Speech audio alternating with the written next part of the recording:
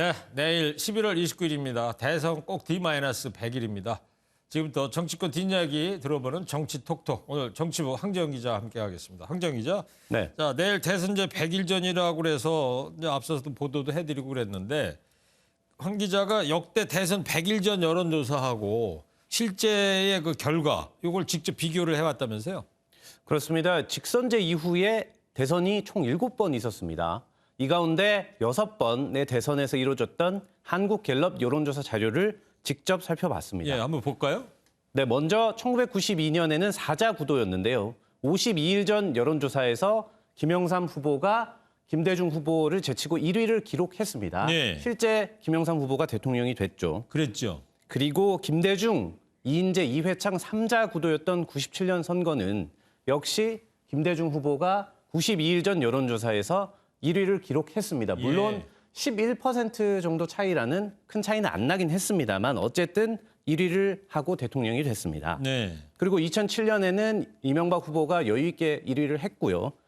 그래픽에서 보시는 2012년 대선 박근혜 후보가 안철수, 문재인 후보에 앞서 있었습니다. 네. 이후에 안철수, 문재인 후보가 단일화를 하면서 턱 밑까지 쫓아가긴 했지만 어쨌든 박근혜 후보가 대통령이 됐었죠. 네. 100일 전 1위가 패한 예외가 딱 한 번 있었습니다. 누구예요? 2002년 대선 때 이회창 후보였습니다.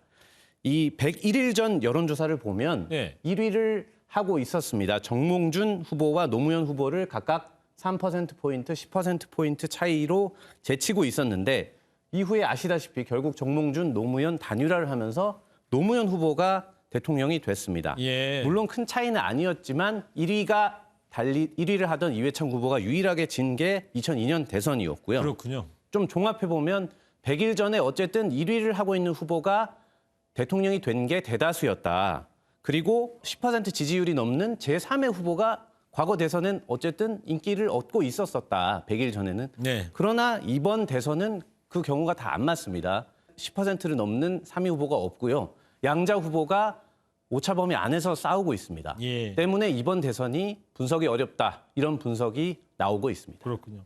자, 이번에 윤석열 후보 얘기를 좀 해보려고 그러는데 윤석열 후보가 선대위 꾸리고 처음으로 내일 지역 일정에 나선다고 하던데 어디로 가요?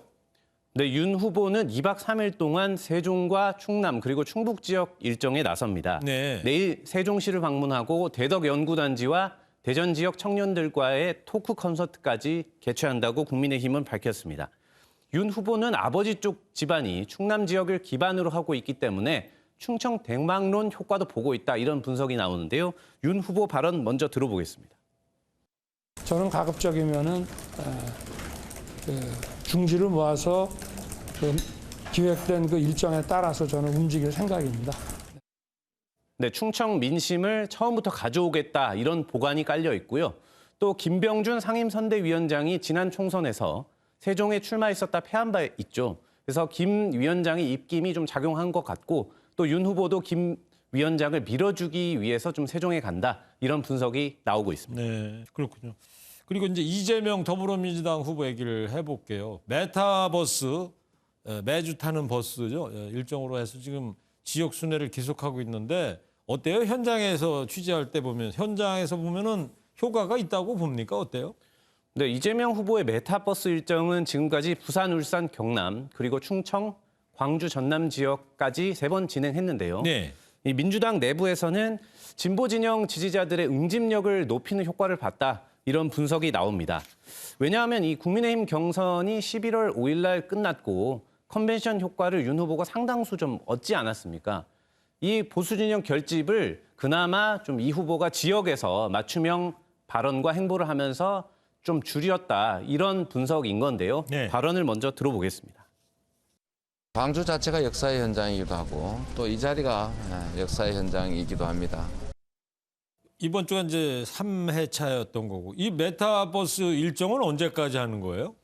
연말까지 민주당은 지역 순회 일정을 계속 진행할 계획인데요. 네. 다음 메타버스 일정은 전북 지역이 유력하게 검토되고 있습니다. 네. 하지만 좀 수도권 일정은 코로나 변수로 일단 연기된 것으로 전해졌습니다. 그랬군요. 예. 자, 그리고 어제 오늘 이번 주말에 이제 양당의 비판이 이제 후보 부인들한테 집중이 됐단 말이죠. 어떤 내용이었죠?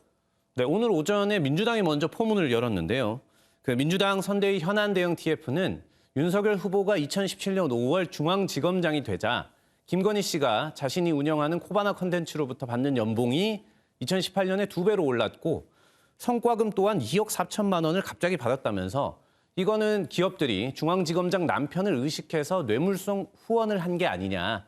그게 의문이다. 이렇게 비판을 했습니다. 네. 그러자 국민의힘이 즉각 대응에 나섰습니다. 이 김건희 씨가 앤디 워홀이나 자코메 티전 같은 세계적인 전시회를 꾸준히 주최했기 때문에 받은 돈이다. 그렇게 말하면서요. 이재명 후보의 부인 김혜경 씨의 특혜 의혹을 새롭게 제기를 했습니다. 뭐죠?